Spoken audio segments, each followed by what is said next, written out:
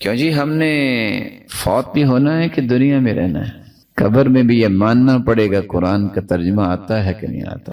لمبی حدیث ہے، جب فرشتے آ کے بٹھائیں گے اور سوال کریں گے من ربک ما دینک ماذا تقول فی هذا الرجل الذي بعث فیکم، بتاؤ تمہارا رب کون ہے، وہ کون سی مبارک ہستی تھی جو مبعوث کی گئی، دین کیا تمہارا؟ مومن تین جواب دے گا، ربی اللہ، دینی الاسلام، نبی محمد۔ فرشتے پھر سوال کریں گے آپ کو یہ سوالوں کے جوابات آئے کیسے؟ اس وقت مومن کہے گا قرأت القرآن، میں نے قرآن کو پڑھا تھا، وعملت بما فیہ، میں نے عمل کیا تھا، وصدقت، میں نے اس قرآن کی تصدیق کی کہ جو میرے مالک نے فرمایا ہے سچ فرمایا۔ آسمان سے آواز آئے گی ان صدق عبدی، میرے فرشتوں میرے بندے نے سچ کہا ہے۔ اے اللہ حکم کیا ہے؟ افرشوا لہ فراش الجنہ، یہ مٹی پہ لٹا کے چلے گئے کیونکہ سنت ہے کہ نیچے کچھ نہیں بچھایا جاتا، نہیں، اس کے نیچے ابھی سے جنت کے بچھونے بچھا دو۔ البسوہ لباس الجنہ، یہ تین چادروں میں سے چھوڑ کے چلے گئے ہیں، نہیں، اس کو جنتی لباس ابھی سے ہی پہنا دو۔ یہ چھوٹے سے مٹی کے گراؤندے میں اس کو چھوڑ کے چلے گئے، یوسع لہ فی قبری، اس کی قبر کو کھول دو، کتنا؟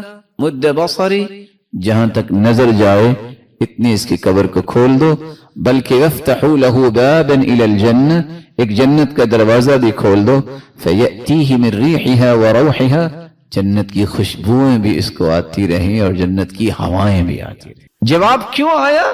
قرآن پڑھا تھا، عمل کیا تھا، تصدیق کی، سمجھ آئی تو تصدیق کی نا۔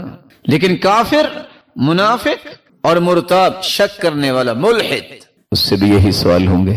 وہ آگے سے جواب کیا دے گا؟ دو جواب، ہا لا ادری، یہ ہاں کیا کہے گا کہ انہو یتذکر شیئا ولم یدکر، سوچے گا یہ لفظ تو میں نے زندگی میں سنے تھے، رب، رسول، دین، لیکن یاد نہیں آئے گا۔ ساتھ یہ کہے گا، دوسری روایت میں آتے اقول کما یقول الناس، میں تو لا الہ تھا، جیسے لوگ کہتے تھے میں بھی کہتا تھا۔ فرشتے خود کہیں گے لا دریت ولا تلیت، نہ تو نے قرآن پڑھا نہ سمجھا تو جواب کیسے آتے؟ آسمان سے آواز آئے گی ان کذب عبدی، اس بندے نے جھوٹ بولا ہے۔ اے اللہ حکم کیا ہے؟ اس کو ٹھنڈی زمین پہ لٹا کے چلے گئے ہیں، افرشوا لہ فراش النار، یہ اس کا بھی مستحق نہیں ہے، جہنم کی انگارے اس کے نیچے بچھا دو۔ البسوہ لباس النار، یہ تین چادروں میں اسے چھوڑ گئے ہیں، نہیں، اس کو جہنمی لباس پہنا دو۔ فیضیق علیہ قبرہ حتی تختلف اضلاعہ، اس کی قبر کو تنگ کر دو کہ اس کی ہڈیاں ایک دوسرے کے اندر چلی جائیں، اور پھر عذاب شروع ہو جائے گا۔ اللہ ذوالجلال ہم سب کو محفوظ فرمائے۔ تو آپ قبر کے عذاب سے بھی بچ سکتے ہیں تو قرآن کو سمجھ کر ہی بچ سکتے ہیں۔ میرے معزز اور محترم بھائیو، کون سے پھر اعمال ہیں جو بہت چھوٹے ہونے کے باوجود میرے نیکیوں کے پلڑے کو بھاری کر دیں گے اور مجھے نجات مل جائے گی؟ اس سے پہلے یہ سمجھیے کہ وقت آنے والا ہے، اللہ کی طرف سے ایک ترازو لگایا جائے گا، اتنا بڑا ترازو، اتنا بڑا ترازو، لو وضعت السماوات والارض ومن فیہن فی کفہ لوسعتہن، ساتوں آسمان اور ساتوں زمینیں اگر ایک پلڑے میں قیامت کے دن رکھ دیے جائیں گے تو ایک پلڑا بھی بھرے گا نہیں، اتنا بڑا ترازو۔ لیکن کون سے اعمال ہیں کہ پلڑا بھرے گا؟ سب سے پہلا عمل التوحید، کلمۃ التوحید، لا الہ الا اللہ، جس توحید کے لیے اللہ ذوالجلال نے انبیاء کو بھیجا، جس توحید کے بغیر انسان کی نہ دنیا میں نجات نہ آخرت میں نجات، جس توحید کو عام کرنے کے لیے انبیاء کو مبعوث کیا۔ قیامت کا دن ہوگا، لمبی حدیث ہے، ایک آدمی کی کوئی نیکی نہیں نکلے گی، سوچے گا مارا گیا، اللہ کی طرف سے اس سے کہا جائے گا پریشان نہیں ہونا، ایک نیکی ہمارے پاس تیری ہے۔ اللہ وہ کون سی نیکی ہے؟ فرشتہ اس وقت لے کے آئے گا، کیا لے کے آئے گا؟ ایک بطاقہ، ایک چھوٹا سا کارڈ لے کے آئے گا، اس پہ لکھا کیا ہوگا؟ لا الہ الا اللہ۔ اس بندے نے لا الہ الا اللہ کہا، اس کے تقاضوں کو پورا کیا۔ وہ پھر سوچے گا اتنے گناہوں کے انبار اور لا الہ الا اللہ توحید کا کلمہ، اس کا موازنہ کیسے کریں گے؟ فتوضع البطاقہ فی کفہ وتوضع السجلات فی کفہ، سارے برائیوں کے رجسٹر ایک پلڑے میں، جب اس کارڈ کو دوسرے پلڑے میں رکھا جائے گا تو ساری برائیوں کے وہ رجسٹر اٹھ جائیں گے.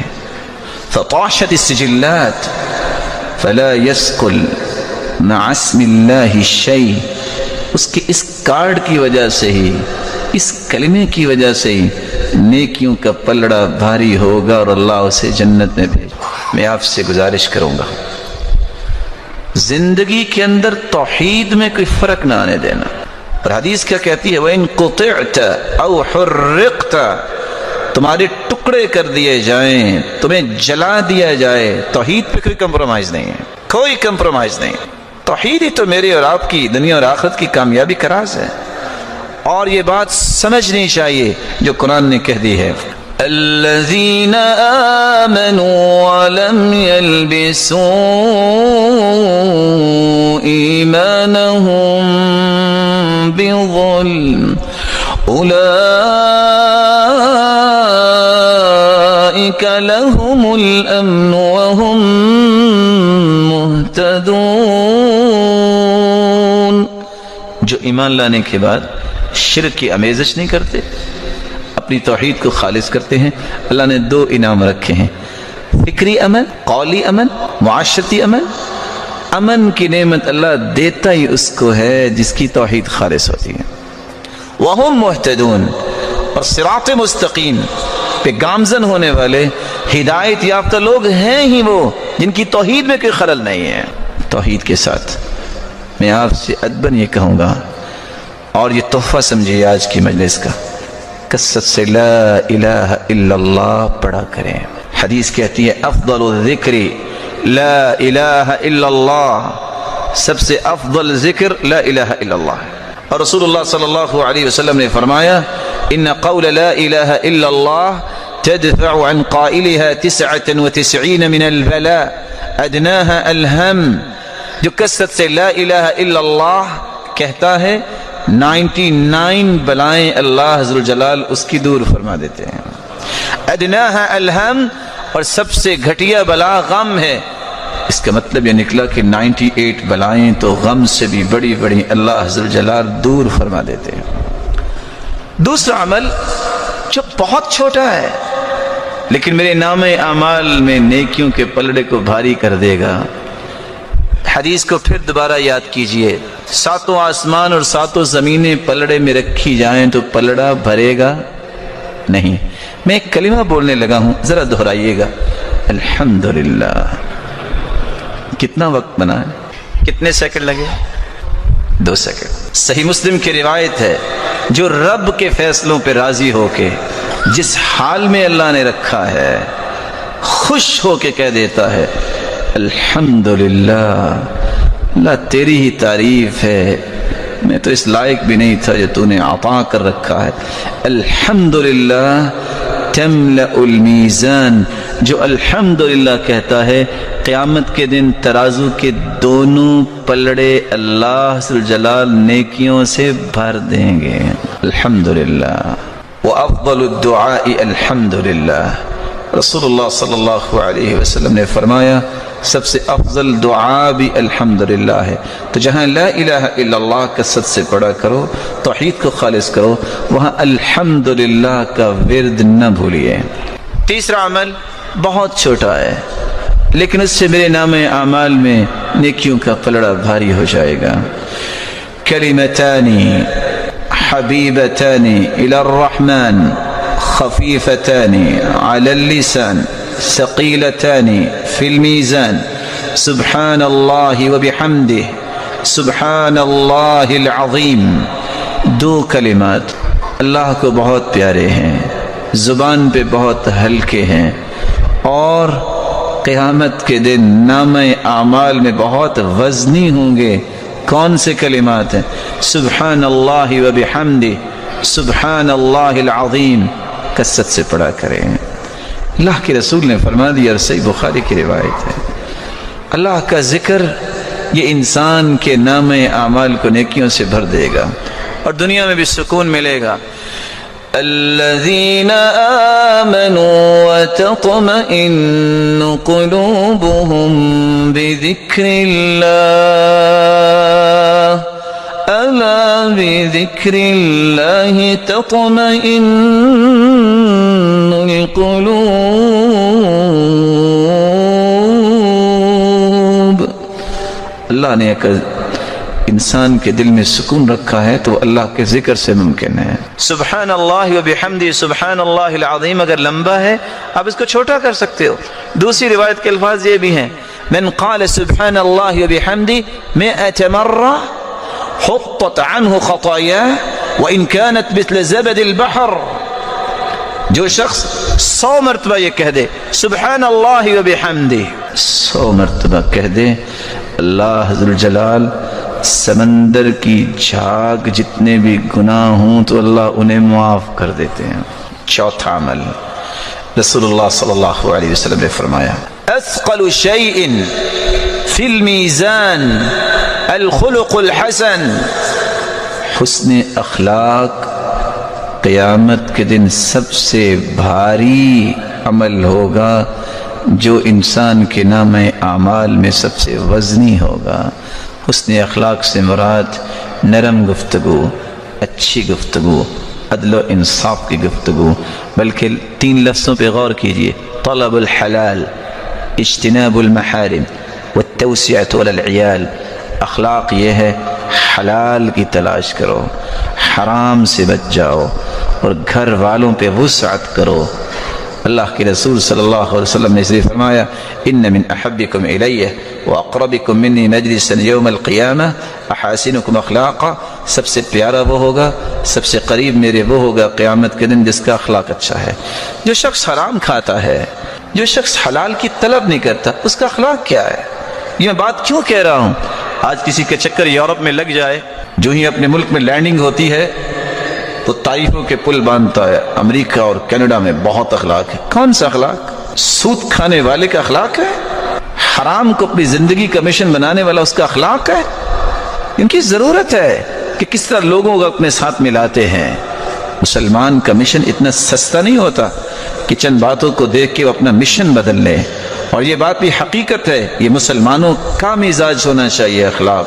جو اگر کافر بھی لے لے گا تو دنیا میں اس کو بدلہ تو ملتا ہے اس کو بھی، ہاں آخرت میں کچھ نہیں ملے گا کیونکہ اس نے اللہ اور اس کے رسول پر ایمان کی وہ حقیقت کو سمجھا نہیں اور محمد مصطفیٰ پہ ایمان لایا نہیں ہے. تو چوتھا عمل جس سے بہت چھوٹا عمل جس سے میرے نام اعمال میں نیکیوں کا وزن بھاری ہوگا اور مجھے جنت ملے گی.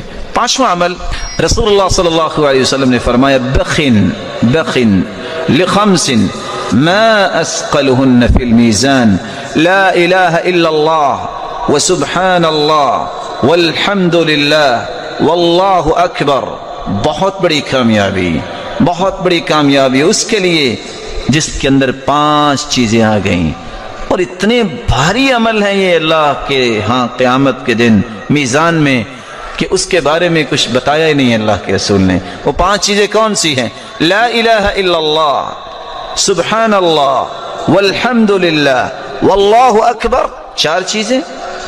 اور 5ویں والولد الصالح یتوفى للمرء المسلم فيحتسبه. جس کا نیک بیٹا فوت ہو جائے اور اجر کی امید پر وہ صبر کرتا ہے. اتنا بڑا یہ عمل ہے کہ قیامت کے دن اس کی نیکیوں کا پلڑا بھاری ہوگا اور یہ جنت میں چلا جائے گا. 6واں عمل جس کو آج ہم وقت نہیں دیتے، کاش مجھے اور آپ کو یہ بات سمجھ آ جائے.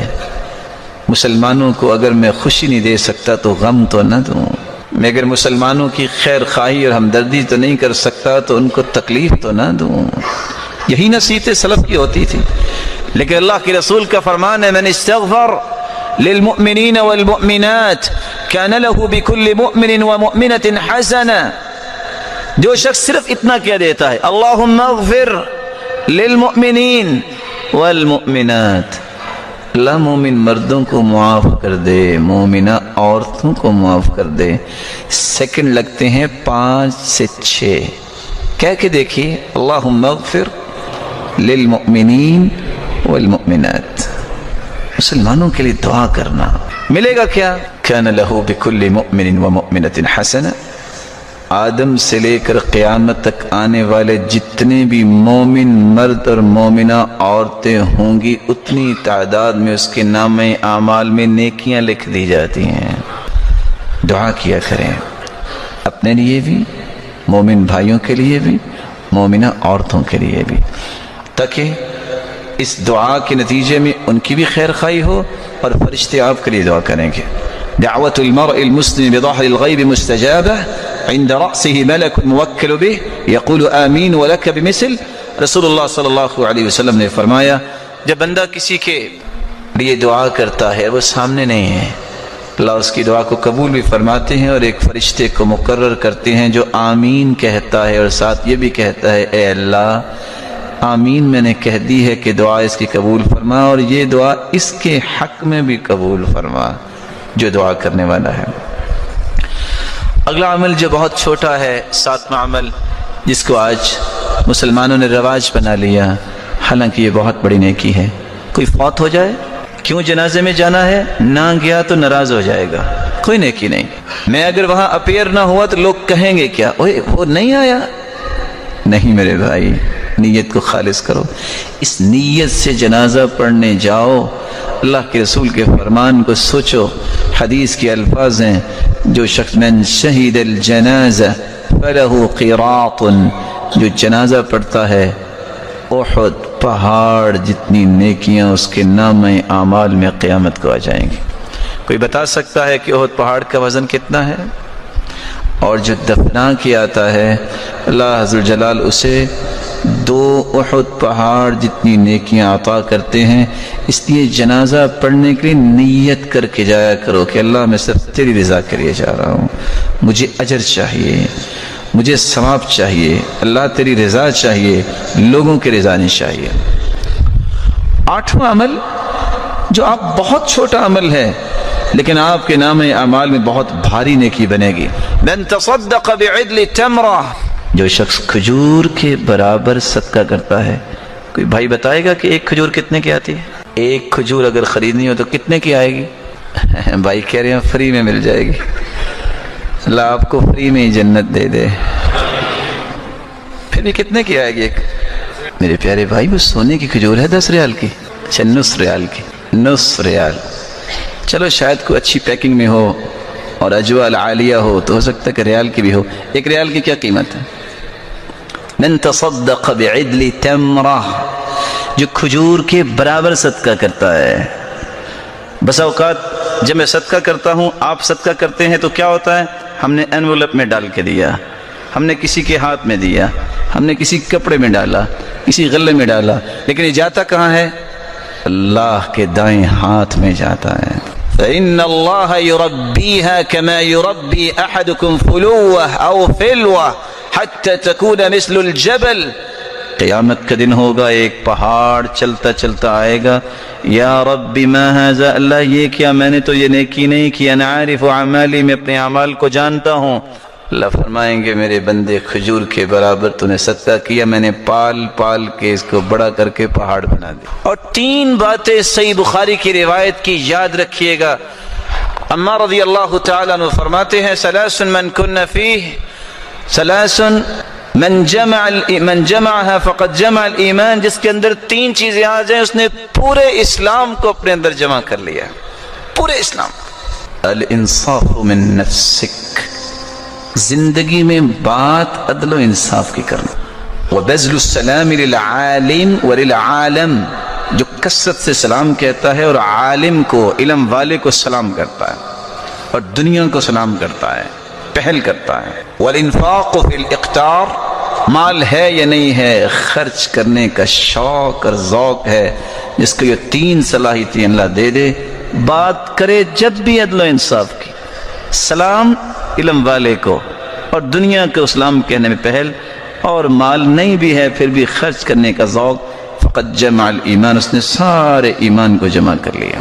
9واں عمل رسول اللہ صلی اللہ علیہ وآلہ وسلم نے بیان کیا ہے، اگر آپ کو ذاتی کسی پر غصہ ہے، غصے کی دو قسمیں ہیں، الغضب للہ والغضب لنفسہ، اللہ کے لیے غصہ اور ذات کے لیے غصہ۔ آج ہوتا یہ ہے کہ ذات کا غصہ زیادہ ہوتا ہے، اللہ کے لیے غصہ بہت کم ہوتا ہے۔ اللہ کے لیے غصہ کیا ہے کہ ایک شخص برائی کر رہا ہے، آپ نے سمجھایا ہے، دلائل دیے ہیں، حجت قائم کی ہے، نہیں نماز پڑھتا، غصہ یہاں کرو نا۔ غصہ کیوں ہوتا ہے؟ اس نے مجھے گالی دی تھی، اس نے مجھے مذاق کیا تھا، یہ تو ذاتی بات ہے، اس نے میرے ساتھ یہ کیا تھا۔ ایک اللہ کے بارے میں، اللہ کے رسول کے بارے میں، اللہ کے دین کے بارے میں جو مرضی کہے وہاں غصہ آتا ہی نہیں ہے۔ یعنی آپ تھوڑا سا چیک کیجئے کہ بیٹا میرا بھی ہے، آپ کا بھی ہے، لیکن ہمارے رویے کیا ہیں؟ اگر وہ نماز نہیں پڑھتا تو کوئی نہیں مارتا، اگر وہ کپ توڑ دیتا ہے تو دو لگاتے ہیں کپ۔ اللہ سبحانہ و تعالیٰ کی جنت سے مہنگا ہے، یہی فرق ہے۔ نمازیں ساری ضائع کر دے، غصہ نہیں آتا، دکان پہ 8 گھنٹہ لیٹ جائے، سارا دن گالیاں بھی کھاتا ہے، جھڑکیاں بھی لیتا ہے، مار بھی کھاتا ہے، اس کا مطلب یہ ہے کہ مارنے والا، یہ گالیاں دینے والا دنیا کے نشے میں دھت ہے، اس کو دین کی غیرت نہیں ہے۔ عبداللہ ابن عمر رضی اللہ تعالی عنہ، بیٹے نے صرف اتنی بات کی ہے، ہم عورتوں کو مسجدوں میں جانے سے روکیں گے۔ کہا اللہ کے رسول کا فرمان ہے، لا تمنعوا اماء اللہ مساجد اللہ، عورتوں کو مسجدوں میں جانے سے مت روکو۔ وہ عبداللہ ابن عمر جن سے بڑھ کے صحابہ کہتے تھے کوئی سنت کا پابند نہیں، جن کا اخلاق اللہ کے رسول جیسا، ادل صمتا وہدیا، تھپڑ اپنے بیٹے کو اور 2 مہینے تک بات نہیں کی۔ تجھے جرت کیسے ہوئی اللہ کے رسول کی بات کے مقابلے میں زبان کھولنے کی؟ اور ابن حجر تو لکھتے ہیں کہ زندگی بھر پھر بقیہ انہوں نے اپنے بیٹے سے کلام نہیں کی۔ اللہ کے لیے غصہ کرو نا، ذاتی غصے کو چھوڑو۔ رسول اکرم صلی اللہ علیہ وآلہ وسلم نے اس لیے فرمایا، من کظم غیظا وهو قادر على ان ينفذه دعاه الله يوم القيامة على رؤوس الخلائق حتى يخيره الله من الحور العين ما شاء۔ جس کو غصہ آیا ہے اپنے غصے کو نکال بھی سکتا ہے، بدلہ لے بھی سکتا ہے، لیکن کہتا ہے اللہ تیری رضا کے لیے میں معاف کرتا ہوں۔ اللہ عز و جلال نے وہاں اپنے پیغمبر سے وزن کی بات ہی نہیں کروائی، سیدھی بات کر دی کہ اس کو جنت میں بھجوا کے اللہ فرمائیں گے کیا چاہتے ہو تم مانگو میں عطا کرتا ہوں۔ آخری عمل، 10واں عمل جو مجھے اور آپ کو کرنا ہے، رسول اللہ صلی اللہ علیہ وآلہ وسلم کے اس دین کی دعوت کو عام کرنا۔ ان باتوں کو یاد کیا کریں، ان باتوں کو سمجھ کے اپنے گھر والوں تک پہنچایا کریں، اپنے دوستوں تک پہنچایا کریں۔ ہو سکتا ہے کہ میری زبان میں وہ تاثیر نہ ہو، اللہ آپ کو اور تاثیر دے اور آپ کی وجہ سے دنیا میں دین اور زیادہ پھیلے۔ عبداللہ بن عباس یہی کہا کرتے تھے، جب کسی نے پوچھا کہ آپ کو چھوٹی عمر میں اتنا مقام اللہ نے کیسے دیا، تو مسکرا کے کہتے ہیں پہلی بات اللہ کی رحمت، دوسری بات اللہ کے رسول کی دعا، اللہم علم التأویل فقہ فی الدین، تیسری بات جب میں پڑھانے بیٹھتا ہوں میں دعا کرتا ہوں یا اللہ مجھ سے پڑھنے والوں کو مجھ سے بھی بڑا عالم بنا۔ میں بھی آپ سے گزارش کروں گا، ہو سکتا ہے جو نیکی آپ سن رہے ہیں سنانے والے کی بات میں اتنی طاقت یا وزن نہ ہو جتنا اللہ آپ کی زبان پہ پیدا کر دے۔ اپنے رشتہ داروں کو، اپنے دوستوں کو، اپنے تعلق والوں کو اور اپنی کانٹینٹ میں جتنے ہیں ان کو یہ نیکی کی باتیں پہنچایا کرو۔ ملے گا کیا؟ من دل علی خیر فلہ اجر مثل فاعلی۔ آپ ایک پیغام دیتے ہیں کسی کو، اگر زندگی جب تک ہے لاکھوں کروڑوں لوگ اس بات کو سن کے عمل کرتے ہیں، سب کو برابر کا اجر تو ملے گا، لیکن ان سب کے برابر آپ کو اللہ سبحانہ و تعالی اکیلے کو اجر عطا کریں گے۔ آپ اگر دین کے لیے نکلے ہیں اور دین کے لیے نکلتے وقت آپ کے جوتے پہ گرد تو پڑی ہوگی، آپ کے لباس پہ بھی گرد پڑی ہوگی۔ حدیث کے الفاظ ہیں، جو بندہ باوضو ہو کے مسجد آتا ہے 2 مقصد لے کے، لا يريد فيه الا ان يتعلم خيرا او يعلمه، سیکھنے کی غرض سے یا سکھانے کی غرض سے۔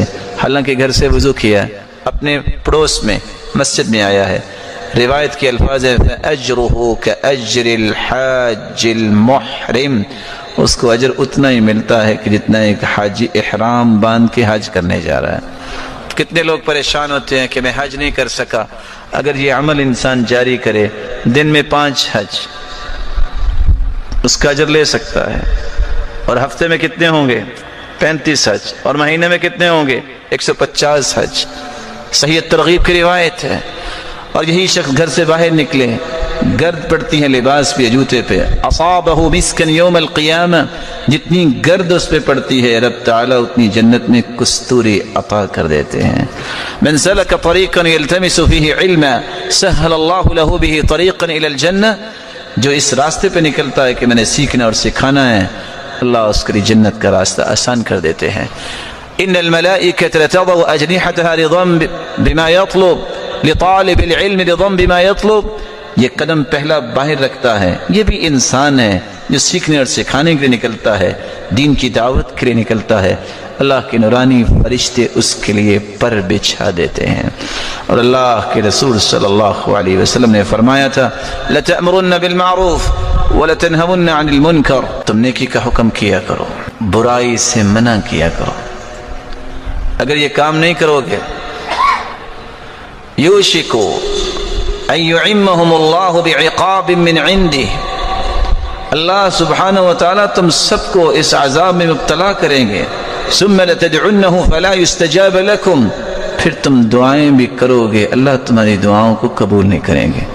میں آپ سے گزارش کروں گا، آخر تو آپ ویکنڈ پہ کسی کو ملنے جاتے ہو، کوئی آپ کے پاس آتا ہے، بھلا زندگی کا مقصد صرف کھانا پینا رہ گیا ہے؟ بیٹھو، کھاؤ بھی، پیو بھی، ملو بھی، آپ کیوں نہیں اس وقت کہتے میرے بھائی آپ پسند فرمائیں گے میں آپ کو 2 حدیثیں سنا دوں؟ میرے بھائی ہم کو دین کی بات نہ کر رہے ہیں۔ صحابہ جو عدول ہیں، جنتی ہیں، ایک دوسرے کو ملتے تو کہتے تعال تعال نؤمن ساعہ، آؤ ذرا بیٹھو ایمان تازہ کر لیں۔ مجھے اور آپ کو ایمان تازہ کرنے کی ضرورت نہیں ہے، مزاج بناؤ، عادت بناؤ، میں نے خیر کی بات سننی ہے اور سنانی ہے۔ لَأَن يَهْدِيَ اللَّهُ بِكَ رَجُلًا وَاحِدًا خَيْرٌ لَكَ مِنْ حُمُرِ النَّعَمِ، ایک بندے کی ہدایت اگر آپ کے ہاتھ سے ہو گئی تو یاد رکھنا یہ سرخ اونٹوں سے بھی زیادہ قیمتی ہے۔ اللہ عز وجل مجھے اور آپ کو اس بات کی توفیق عطا فرمائے، اور اللہ عز وجل ہمیں نیکیاں کرنے کی توفیق عطا فرمائے۔ مالک الملک ہمیں برائیوں سے بچائے، ہم بہت خطا کار ہیں، اللہ ہمارے گناہوں کو معاف فرما دے، لغزشوں سے درگزر فرمائے، اور اللہ عز وجل جتنے یہ روشن چہرے سن رہے ہیں مولا کریم ان پہ جہنم کی آگ حرام کر دے۔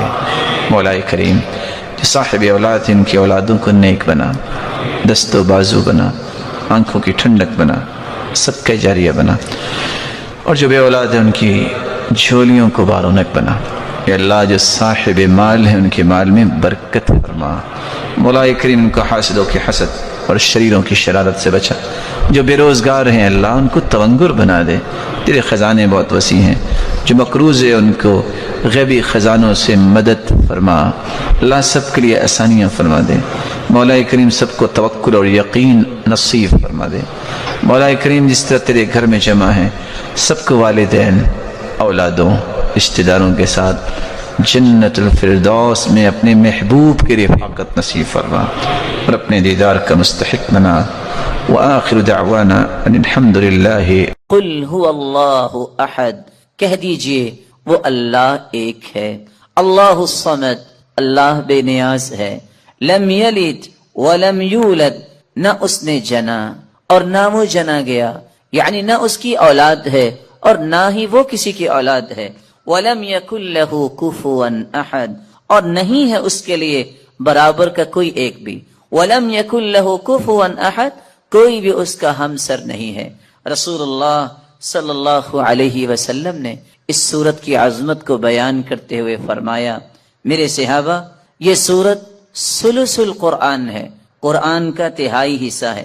والذی نفسی بیدی، اس ذات کی قسم جس کے ہاتھ میں میری جان ہے، انہا لتعدل ثلث القرآن، یہ سورت اخلاص قرآن مجید کا تہائی حصہ ہے۔ اور دوسری روایت کے الفاظ ہیں رسول اللہ صلی اللہ علیہ وسلم نے فرمایا تم میں سے ہر شخص یہ کام تو کر سکتا ہے اگر وہ کرنا چاہے. وہ کام کیا ہے؟ تم میں سے کوئی اس بات سے عاجز ہے کہ وہ ایک رات میں تہائی قرآن پڑھ لے؟ ایعجز احدکم ان یقرأ ثلث القرآن فی لیلہ فإنہ من قرأ قل هو اللہ احد اللہ الصمد فی لیلۃ فقد قرأ لیلتہ ثلث القرآن. جو رات کے وقت سورۃ الاخلاص کی تلاوت کر لیتا ہے گویا کہ اس نے قرآن کا تہائی حصہ پڑھ لیا. قرآن کے تہائی حصے کا معنی بیان کرتے ہوئے علماء نے یہ بھی لکھا ہے کہ قرآن مجید کے اندر 3 اساسی مقاصد بیان کیے گئے ہیں. اللہ کی توحید کو بیان کیا گیا، اللہ کے اوامر اور نواہی کو بیان کیا گیا، اللہ تعالیٰ کے پیارے پیغمبروں اور پھر ان کی قوموں کے اخبار و قصص کو بیان کیا گیا. تو سورۃ الاخلاص علم التوحید، توحید کا ایک مرکز ہے، توحید کی حقیقت کو کھولنے والی یہ سورت ہے. اس لیے رسول اللہ صلی اللہ علیہ وسلم نے فرمایا جس شخص کی محبت سورۃ اخلاص سے ہوگی یہ محبت اسے جنت تک لے جائے گی. جامع الترمذی کی روایت ہے کہ ایک آدمی اللہ کے رسول صلی اللہ علیہ وسلم کے پاس آیا اور کہنے لگا انی احب هذه السورہ، اللہ کے رسول صلی اللہ علیہ وسلم مجھے اس سورت سے بہت محبت ہے. کون سی سورت؟ قل هو اللہ احد. فقال ان حبک ایاہا یدخلک الجنہ. یاد رکھنا اس سورت کے ساتھ تیری محبت تمہیں جنت میں لے جائے گی. یہاں تک رسول اللہ صلی اللہ علیہ وسلم نے فرمایا من قرأ قل هو اللہ احد 10 مرات بنى اللہ له بیتا فی الجنہ. جو شخص 10 مرتبہ سورۃ الاخلاص پڑھ لیتا ہے اللہ تعالیٰ اس کا جنت میں گھر بنا دیتے ہیں. یہی وجہ ہے رسول اللہ صلی اللہ علیہ وسلم نے فرمایا کہ سورۃ الاخلاص قرآن مجید کی بہترین سورت ہے. نعم السورتان ہما یقرآن فی الرکعتین قبل الفجر. قرآن مجید کی سب سے خوبصورت صورتیں جو فجر کی نماز سے پہلے 2 رکعتوں کے اندر پڑھی جاتی ہیں. قل یا ایھا الکافرون اور قل هو اللہ احد. بلکہ اس سورت کے الفاظ اللہ کے ہاں اتنا مقام رکھتے ہیں، ان الفاظ کے ساتھ اگر دعا کی جائے تو یہ اس میں اعظم بن جاتا ہے. جو بھی دعا کی جائے اللہ اس دعا کو رد نہیں کرتے. رسول اللہ صلی اللہ علیہ وسلم کے صحابی بیان کرتے ہیں میں رسول اللہ صلی اللہ علیہ وسلم کے ساتھ مسجد میں داخل ہوا. ایک شخص نماز پڑھ رہا تھا اور دعا کر رہا تھا اللہم انی اسألک بأنی اشہد ان لا الہ الا انت الاحد الصمد الذي لم یلد ولم یولد ولم یکن له کفوا احد. ان الفاظ کے ساتھ اس نے دعا کی تو اللہ کے رسول صلی اللہ علیہ وسلم فرمانے لگے والذی نفسی بیدہ لقد سألہ باسمہ الاعظم الذي اذا سئل به اعطى واذا دعی به اجاب. اس ذات کی قسم جس کے ہاتھ میں میری جان ہے، اس شخص نے اس میں اعظم کے ساتھ دعا کی اور جو ان کلمات کے ساتھ دعا کرتا ہے جو بھی سوال کرتا ہے اللہ رب العزت اسے عطا کر دیتے ہیں.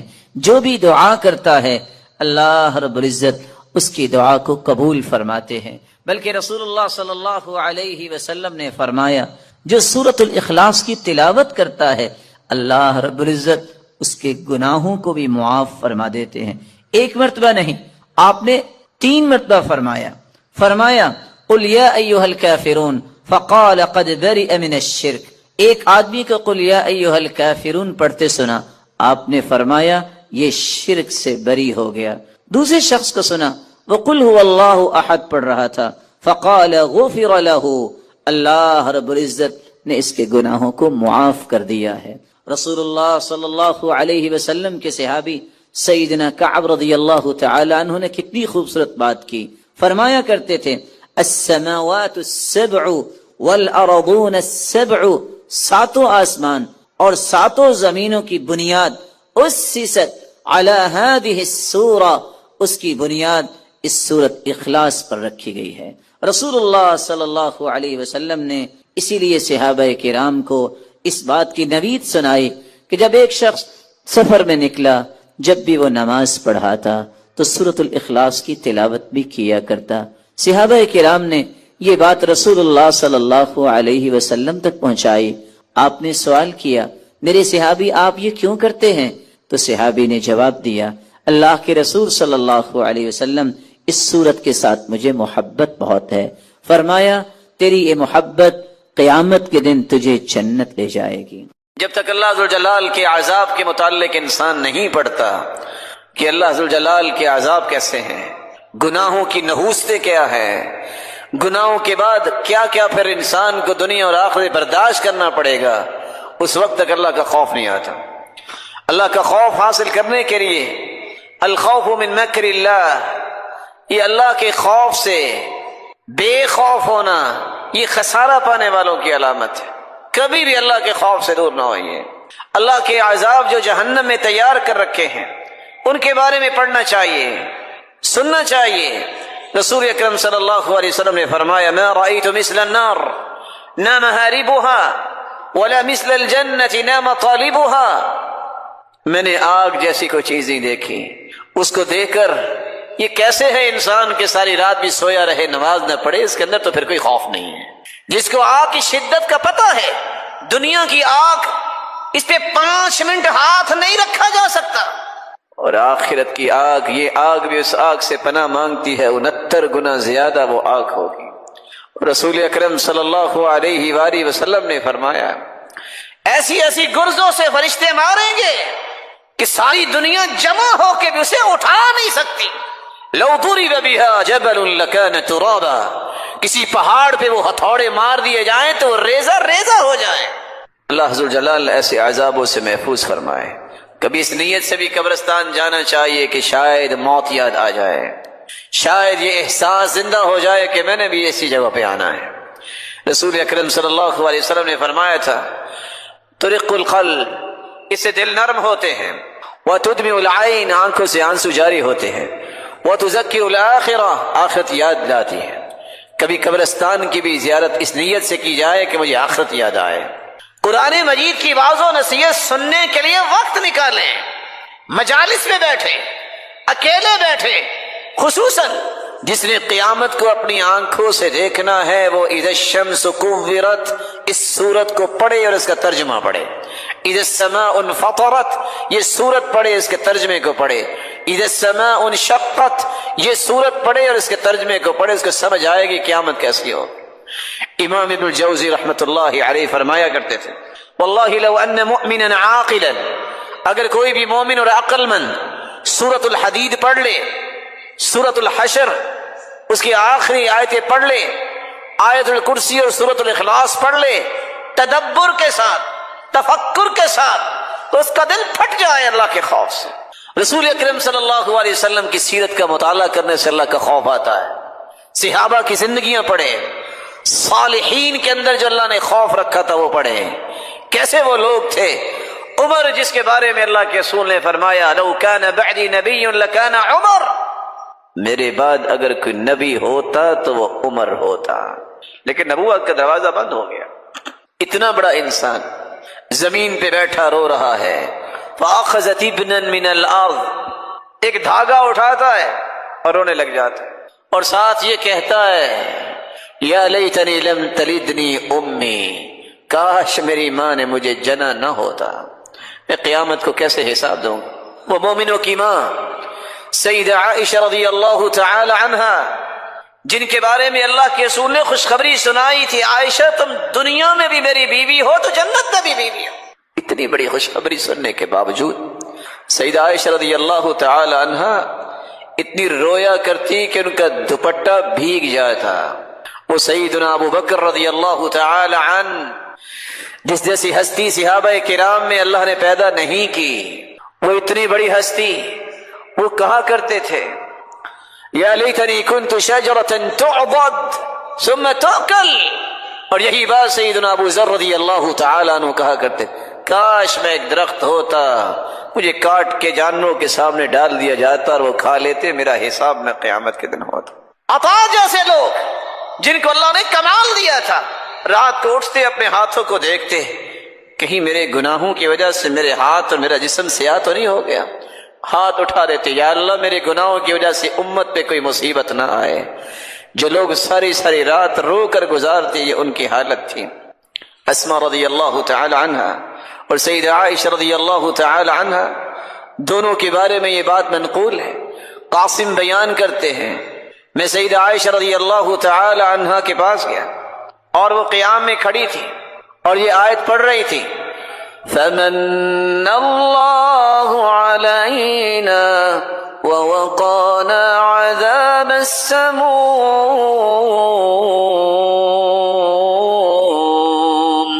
رسول اللہ صلی اللہ علیہ وسلم نے سورۃ الفاتحہ کے بارے میں کتنی خوبصورت باتیں بیان کی۔ سب سے پہلی بات، رسول اللہ صلی اللہ علیہ وسلم نے فرمایا، والذی نفسی بیدی، قسم ہے اس ذات کی جس کے ہاتھ میں میری جان ہے، ما انزل فی التوراۃ ولا فی الانجیل ولا فی الزبور ولا فی الفرقان مثلها یعنی القرآن، وإنها لسبع من المثانی والقرآن العظیم الذي اعطیته۔ اللہ تعالیٰ نے آسمانی اور الہامی کتابوں میں سے نہ تو تورات میں ایسی صورت نازل کی، نہ انجیل میں ایسی صورت نازل کی، نہ ہی زبور میں ایسی کوئی صورت نازل کی، اور نہ ہی قرآن مجید میں ایسی صورت ہے جیسی اللہ تعالیٰ نے سورۃ الفاتحہ کو نازل کر کے اپنی مخلوق پر انعام کیا ہے۔ یہ 7 آیتیں بار بار پڑھی جانے والی ہیں۔ یہ القرآن بھی ہے، قرآن مجید کی ماں کا درجہ اس کو دیا گیا، الکتاب بھی ہے، یہ کتاب اللہ کی ماں کا درجہ دیا گیا اس کو۔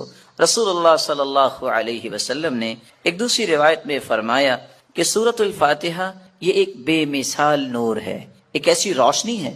سیدنا عبداللہ ابن عباس رضی اللہ تعالی عنہ بیان کرتے ہیں، بینما جبریل قاعد عند النبی صلی اللہ علیہ وسلم سمع نقیضا من فوقه فرفع رأسه فقال، رسول اللہ صلی اللہ علیہ وسلم کے پاس جبریل امین تشریف فرما تھے، اچانک سے ایک آواز آئی، رسول اللہ صلی اللہ علیہ وسلم نے اپنا سر مبارک اٹھایا اور پوچھا یہ آواز کیسی ہے؟ تو جبریل امین نے جواب دیا، هذا باب من السماء فتح اليوم لم يفتح قط الا اليوم، آسمان کا یہ وہ دروازہ کھلا ہے جو آج تک نہیں کھلا تھا، فنزل منه ملک، اور اس دروازے سے ایک فرشتہ زمین کی طرف اترا ہے، فقال هذا ملک نزل الى الارض لم ينزل قط، پہلے نہیں اتارا گیا یہ فرشتہ، الا اليوم، آج ہی اس کو اترنے کا حکم دیا گیا، فسلم، اور اس فرشتے نے اتر کر سلام کہا، وقال ابشر بنورین، اے اللہ کے محبوب 2 روشنیوں کے لیے، 2 روشنیاں اور 2 نوروں کے ساتھ آپ کو خوشخبری دینے آیا ہوں، اوتیتہما لم یؤتہما نبی قط قبلک، ایسے نور جو آپ سے پہلے کسی نبی کو عطا نہیں کیے گئے، فاتحۃ الکتاب ایک سورۃ الفاتحہ ہے، وخواتیم سورۃ البقرہ، اور سورۃ البقرہ کی آخری آیات ہیں، لن تقرأ بحرف منہما الا اعطیت، سورۃ البقرہ کی آخری آیتیں اور سورۃ الفاتحہ کا کوئی بھی حرف آپ پڑھیں تو اللہ رب العزت اس ایک ایک حرف کے بدلے عطائیں کرتے ہیں، اور یہ روایت صحیح ترغیب میں موجود ہے۔ بلکہ رسول اللہ صلی اللہ علیہ وسلم نے اس سورت کی عظمت کو بیان کرتے ہوئے صحابہ کرام کو کتنی خوبصورت بات سمجھائی۔ صحیح بخاری کا وہ واقعہ کتنا مشہور ہے کہ جب صحابہ کرام بنی سلیم کے قبیلے میں پہنچے، جب پتہ چلا، ایک آنے والی عورت نے بتایا کہ ہمارے قبیلے کے سردار کو بچھو نے کاٹ لیا ہے، کیا آپ کے پاس کوئی ایسا شخص ہے جو شخص دم کر سکتا ہو؟ تو رسول اللہ صلی اللہ علیہ وسلم کے ایک صحابی جنہوں نے صرف سورۃ الفاتحہ تلاوت کی اور اس کو دم کر دیا، رسول اللہ صلی اللہ علیہ وسلم کے اس صحابی نے اس سورۃ الفاتحہ کو پڑھنے کے بعد جب دم کیا تو وہ شخص ایسی شفا کی طرف چلا گیا، وَكَأَنَّمَا نُشِطَ مِنْ عِقَالٍ، جیسے کوئی گرہ باندھی ہو کھول دی جائے۔ رسول اللہ صلی اللہ علیہ وسلم کے صحابہ نے کہا جب تک اللہ کے رسول سے بات نہ ہو جائے تو یہ انہوں نے جو 30 بکریاں بطور عوض اس کے دیا ہے، ہم اس وقت تک کوئی بات نہیں کریں گے۔ جب رسول اللہ صلی اللہ علیہ وسلم کو یہ بات پہنچی، آپ نے فرمایا وَمَا كَانَ يُدْرِي انها رقیہ اقسموا واضربوا لی بسهم. آپ کو پتہ نہیں اللہ تعالیٰ نے اس سورت کو شفا بنا کے، اس سورت کو دم بنا کے نازل کیا ہے. اور یہی بات ابن القیم رحمۃ اللہ علیہ نقل کرتے ہیں کہ میں نے کتنے سفر کیے اور جب بھی میں بیمار ہوا تو میں نے اللہ کے پیارے پیغمبر کی اس بات پہ یقین کر کے دوائی نہیں لی بلکہ سورۃ الفاتحہ پڑھتا اور میں دم کر لیتا اپنے آپ کو، اللہ رب العزت مجھے شفا یاب کر دیتے. سورۃ الفاتحہ یہ عظیم ترین سورت ہے. رسول اللہ صلی اللہ علیہ وسلم کے صحابی سیدنا ابو سعید بن معلی بیان کرتے ہیں، مر بی النبی صلی اللہ علیہ وسلم وانا اصلی، اللہ کے رسول صلی اللہ علیہ وسلم میرے پاس سے گزرے، میں نماز پڑھ رہا تھا، مجھے انہوں نے آواز دی، میں نے سلام پھیرا اور سلام پھیرنے کے بعد اللہ کے رسول صلی اللہ علیہ وسلم کی خدمت اقدس میں حاضر ہوا. آپ نے فرمایا میں نے آپ کو آواز دی، الم یقل اللہ یا ایھا الذین آمنوا استجیبوا للہ وللرسول. آپ نے اللہ کا یہ کلام نہیں سنا کہ جب اللہ اور اس کے رسول کی بات ہو تو اس بات کو فوراً مانو، لبیک کہو.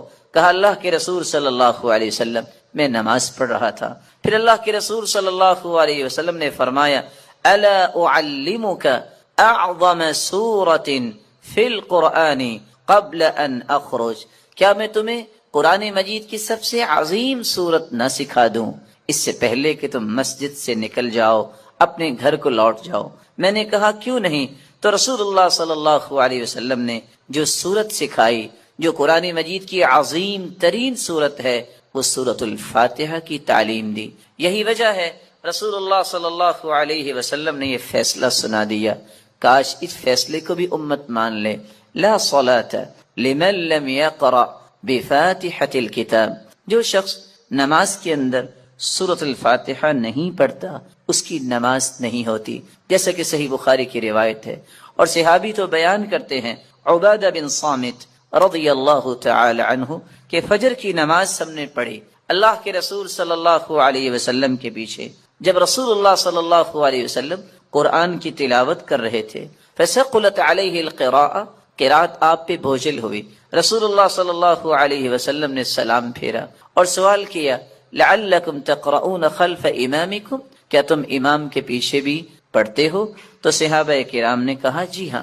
تو رسول اللہ صلی اللہ علیہ وسلم نے فرمایا لا تقرؤوا لا تفعلوا كما فی روایت اخرى، دوسری روایت کے الفاظ ہیں لا تفعلوا الا بفاتحۃ الکتاب، امام کے پیچھے کھڑے ہو کر تم صرف سورۃ الفاتحہ پڑھا کرو. فإنه لا صلاة لمن لم يقرأ بها، کیونکہ سورۃ الفاتحہ پڑھنے کے بغیر نماز نہیں ہوتی. یہ ایسی خوبصورت اور ایسی مبارک صورت ہے جو اللہ اور اس کی مخلوق کے درمیان مکالمے کا ایک خوبصورت جوہر ہے. ایسا گوہر ہے انسان الحمدللہ رب العالمین کہتا ہے تو اللہ رب العزت فرماتے ہیں حمیدنی عبدی، میرے بندے نے میری حمد و توصیف بیان کی.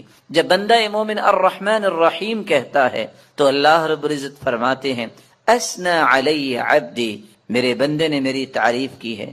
جب بندہ مومن یہ کہتا ہے مالک یوم الدین تو اللہ رب العزت فرماتے ہیں مجدنی عبدی، میرے بندے نے میری بزرگی بیان کی ہے.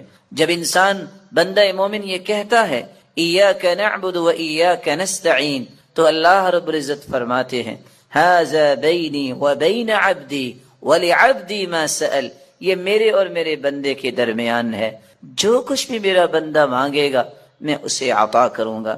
تو اللہ رب العزت کے ساتھ ہم کلام ہونے کا یہ خوبصورت ذریعہ ہے.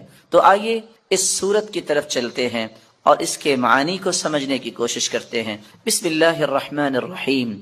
الحمد للہ رب العالمین.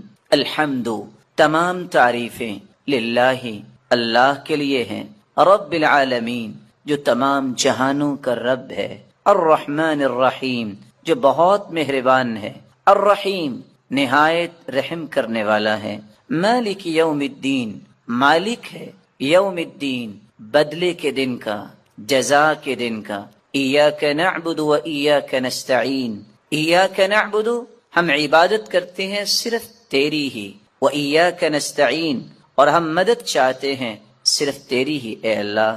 اہدنا الصراط المستقیم، ہدایت دے ہمیں، الصراط المستقیم، سیدھے راستے کی، صراط الذین انعمت علیہم، راستہ ان کا جن پر تو نے انعام کیا، غیر المغضوب علیہم، نہ کہ ان کا راستہ جن پر غضب کیا گیا، ولا الضالین، اور نہ ان کا راستہ جو گمراہ ہوئے۔ رسول اللہ صلی اللہ علیہ وسلم کے فرامین کی روشنی میں اس سورت کی 5 باتیں ہمیں یاد رکھنی چاہیے۔ جب رسول اللہ صلی اللہ علیہ وسلم نے فرما دیا کہ سورت الفاتحہ کے بغیر نماز نہیں ہوتی، تو بندہ مومن کو یہ یقین کر لینا چاہیے، آپ کو 10 دلائل کوئی پیش کر دے، آپ کو 10 کو دلائل پیش کر دے، جب تک سورت الفاتحہ آپ نہیں پڑھ لیتے، کبھی بھی اس بات پہ اطمینان نہ کیجئے گا کہ میری نماز مکمل ہوئی ہے یا نہیں۔ مکمل اس وقت ہوگی جب سورت الفاتحہ کی تلاوت کی جائے گی۔ رسول اللہ صلی اللہ علیہ وسلم کے فرامین کی روشنی میں دوسرا پیغام میرے اور آپ کے لیے یہ ہے کہ یہ سورت شفا ہے، یہ سورت دم ہے۔ اپنے آپ کو بھی اور اپنی اولاد کو بھی دم کیا کرے، اور اس کے لیے سورت الفاتحہ سے بڑھ کر کوئی نسخہ کیمیا، کوئی تریاق نہیں۔ تیسرا پیغام اس سورت کا جو مجھے اور آپ کو سمجھنا ہے کہ اللہ کی تعریف اللہ کو بہت پسند ہے۔ یہی وجہ ہے عبداللہ ابن عباس رضی اللہ تعالی عنہ فرمایا کرتے تھے، الحمدللہ ہر شکر کرنے والے کی زبان کا یہ وطیرہ ہے۔ الحمدللہ، سب سے پہلے آدم علیہ السلام نے جو کلمہ اللہ نے جب انہیں پیدا کیا، روح ڈالی، تو سب سے پہلا کلمہ جو ان کی زبان پہ آیا وہ الحمدللہ تھا۔